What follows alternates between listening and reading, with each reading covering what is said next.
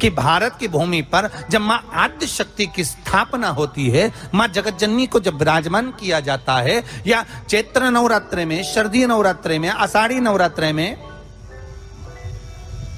आदिकादिक पौष नवरात्रे में हम शंकर की, हम जगत जननी जगदम्बा की जब स्थापना करते हैं, या हम नूतन घर का प्रवेश करते हैं, या गणेश जी की स्थापना करते हैं, या कोई दुकान को प्रवेश करते हैं, या कोई शुभ कार्य करने के लिए अग्रण्य होते हैं, तो हम कलश की स्थापना क्यों करते हैं? और नवरात्रे में भी देवी की आराधना का एक स्मरण का सुख है महाराज। ज्योत का विधान है, नवरात्रे में देवी की ज्योत लगती है, अखंड ज्योति लगती है, जवारे बुआए जाते हैं, कलश लगता है। ज्योत का भी विधान है, जिसके यहाँ दिया अखंड जलाया जाता है, अगर वो दिए की लो, दिए की बाती अगर दक्षिण दिशा की होती है, तो उसके घर में साल भर में एक घात जरूर होती है। जो दिया अखंड जलता है, उसकी बाती का मुख दक्षिण का नहीं होना चाहिए। अगर आपने देवी भागवत का स्मरण कराओ, देवी भागवत को अगर सुना हो, तो देवी भागवत में स्पष्ट किया गया कि पूर्व की ओर मुख करा हुआ दिया, अर्थात पूर्व की ओर ज्योत जो जलाई जाती है, वो संपदा की वृद्धि करती है। पश्चिम की ओर मुख कर कर जो ज्योत लगाई जाती है महाराज, वो वैभव को देती है। और उत्तर की ओर जो मुख कर कर ज्योत जलाई जाती है, उत्तर की ओर जो ज्योत का मुख रहता है, वो आयु की वृद्धि करती है, घर में अकाल मौत को रोकती है। दक्षिण की ओर ज्योत ना लगाएं।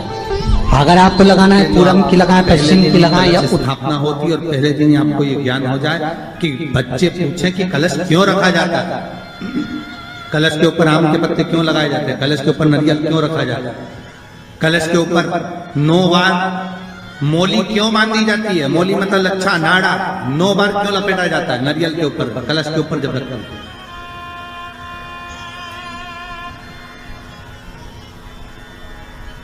कलश के ऊपर जब जब श्रीफल रखाता है, नारियल रखाता है, तो उस पर 5 बार 7 बार मोली नहीं लपेटी जाएगी, तो 9 ही बार लपेटी जाएगी। 5 या 7 बार लपेटते हैं तो कहते हैं कि लक्ष्मी की छिन्नता होती है, और वो 9 बार लपेटी जाती है तो भरपूर लक्ष्मी का भंडार भरती है। क्यों क्यों कहते हैं? भगवान कुंभ का निर्माण कर रहे हैं, भगवान कलश का निर्माण कर रहे हैं, और भगवान स्वयं ब्रह्मदेव कर रहे हैं कि आप ऐसा निर्माण कर दो जिसमें 33 कोटि देवता स्वतः विराजमान हो जाए। तो भगवान ने उस कलश का निर्माण कर दिया। अब कलश का निर्माण करा तो स्वयं भगवान ब्रह्मदेव बोले, प्रभु इस कलश के अंदर मेरा स्थान कहाँ है? राजा, कलश का जो मुख होता है, उस मुख पर भगवान विष्णु का स्थान होता है। किसका स्थान है? भगवान विष्णु का। थोड़ा सा नीचे आओगे, जहां से कलश का मुख दबा हुआ होता है, वह जगह भगवान स्वयं शिव की होती है। किसकी जगह है? भगवान शंकर की। कलश का अग्रभाग, नीचे का भाग जहां से फैला हुआ होता है, वहां ब्रह्मा का आधिपत्य स्थापित होता है। फिर कलश का जो नीचे का भाग होता है, वो भगवान शिव और शक्ति का स्थान होता है।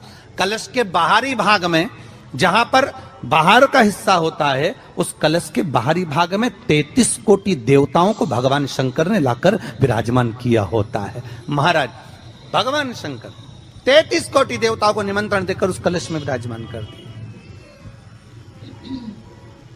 कितना सुंदर लिखा है देवी भागवत के अंदर कि जहां कलश की स्थापना होती है, उस जगह पर किसी देवताओं को बुलाने की जरूरत नहीं होती। 33 कोटि देवता उस जगह पर स्वतः विराजमान हो जाते हैं। स्वयं 33 कोटि देवता स्वयं वहां विराजमान। नवरात्रे एकम से प्रारंभ नहीं होते, अमावस्या की रात्रि से प्रारंभ हो जाते हैं, इसलिए उसको कहते हैं नवरात्रे। क्योंकि नवमी के दिन माता जी का विसर्जन हो जाता है, जवारों का विसर्जन हो जाता है। व्रत करने वाले कन्या पूजन, भोजन, भंडारा कराकर विराम दे देते हैं। तो नवमी की रात्रि उसमें नहीं जुड़ा पाती। उसमें रात्रि अगर जुड़ती है तो ये अमावस्या की रात्रि से जुड़ना प्रारंभ होता है, तब जाकर वो नवरात्रि पूर्ण हो पाती है। पितृलोक में पितृ जैसे निवास होकर भी इंतजार करते हैं। 4 नवरात्र हैं तो 4 ही श्राद्ध हैं। आज मौनी अमावस्या है, श्राद्ध का विराम हो जाता है और कथा अर्थात नवरात्र प्रारंभ हो जाते हैं दूसरे दिन। तो यहाँ शास्त्र कह रहा है जैसे हमें प्रतीक्षा रहती है कोई अच्छे कार्य की, कि घर में कोई शुभ कार्य हो, घर में कोई अच्छा आयोजन हो तो अपने को आनंद होगा, प्रसन्नता होगी। उसी तरह हमारे जो पूर्वज चले गए, जो पूर्वज चाहे वो अधोगति में गए हों, चाहे वो देवगति में गए हों, चाहे वो पितृलोक में निवास कर रहे हों, तो जितने भी पितृलोक में निवास करने वाले पूर्वज होते हैं वो भी ये विचार करते हैं कि हमारे घर के वंश द्वारा, हमारे वंशजों द्वारा कोई ऐसा सत्कर्म हो जिससे हमारे जीवन की वितृप्ति हो और हमें आनंद की अनुभूति हो।